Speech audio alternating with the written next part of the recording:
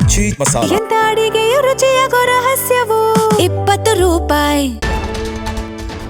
Nice toll ಕಟ್ಟಬೇಡಿ ಎಂಬ HDK ಕರೆ ವಿಚಾರಕ್ಕೆ ಸಂಬಂಧಪಟ್ಟಂತೆ ಯೋಜನೆಯ ವಿರುದ್ಧ ನಾವು ಈ ಹಿಂದೆಯೇ ಹೋರಾಟವನ್ನು ಮಾಡಿದ್ದೇವೆ. ಇದೊಂದು ಫ್ರಾಡ್ ಪ್ರಾಜೆಕ್ಟ್ ಅಂತ ಅಶೋಕ್ ವಾಗ್ದಾಳಿ ಮಾಡಿದ್ದಾರೆ. ಮೈಸೂರು ಬೆಂಗಳೂರು ಎಕ್ಸ್ಪ್ರೆಸ್ ವೇವಿದ್ದಾಗ ನೈಸ್ ಅಗತ್ಯ ಇಲ್ಲ. ರೈತರ ಜಮೀನು ಅಕ್ರಮವಾಗಿ ಕಸಿದುಕೊಂಡಿದೆ ನೈಸ್ ಸಂಸ್ಥೆ. ಬೆಂಗಳೂರಿನಲ್ಲಿ ವಿಪಕ್ಷ ನಾಯಕ ಅಶೋಕ್ ವಾಗ್ದಾಳಿ ಮುಂದುವರಿಸಿದ್ದಾರೆ.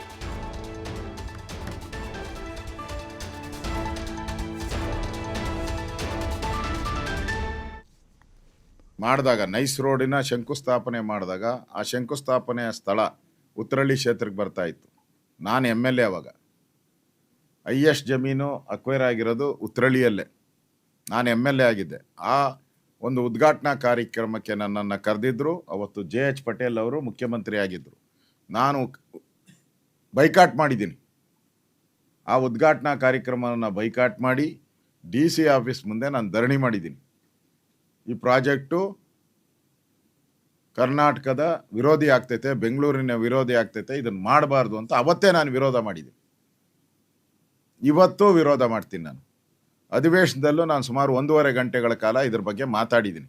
ಇದು ಎಷ್ಟು ಫ್ರಾಡು ಅಂತೇಳಿ ನಾನು ಇದೊಂದು ಫ್ರಾಡ್ ಪ್ರಾಜೆಕ್ಟು.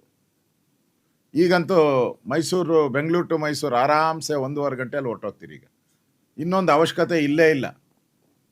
ಇನ್ನೊಂದು ರೋಡ್ ಅವಶ್ಯಕತೆ ಇಲ್ಲ.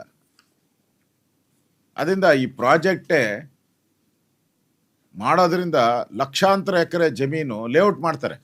ಬರೀ ರೋಡ್ ಮಾಡ್ತಾ ಇಲ್ಲ. ಎಲ್ಲರೂ ತಿಳ್ಕೊಂಬಿಟ್ಟವ್ರೆ ನೈಸ್ ರೋಡು ನೈಸಾಗಿ ಹೋಗ್ಬಿಡುತ್ತೆ ಅಂತ. ನೈಸಾಗಿ ಲೇಔಟ್ಗಳು ಮಾಡ್ತಾರೆ. ಈಗ ಕೇಂದ್ರ ಸರ್ಕಾರನೇ ಆರಾಮ್ಸೆ ರೋಡ್ಗಳು ಮಾಡ್ತಾರೆ. ಈಗ ಬೆಂಗಳೂರು ಅದಕ್ಕೆ 7,000 ಕೋಟಿ ಕೊಟ್ಟಿದ್ದಾರೆ. ಬೆಂಗಳೂರು ಮೈಸೂರು ಇದಕ್ಕೆ ಕೇಂದ್ರ ಸರ್ಕಾರ. ಇದನ್ನ ಯಾಕೆ ಅವನಿಗೆ ಲೇಔಟ್ ಮಾಡಿ ರೈತರ ಜಮೀನು ನುಂಗಿ ಎಲ್ಲ ಮಾಡೋಕ್ಕೆ ಯಾಕೆ ಅವಕಾಶ ಕೊಡಬೇಕು? ಅದಕ್ಕೆ ಹೈಕೋರ್ಟ್ ಕ್ಲಿಯರ್ ಆಗಿ ಹೇಳಿದೆ, ಇದು ಫ್ರಾಡ್ ಪ್ರಾಜೆಕ್ಟ್ ಅಂತಲೇ ಹೇಳಿದೆ. ಫ್ರಾಡ್ ಅಂದಮೇಲೆ ಟೋಲ್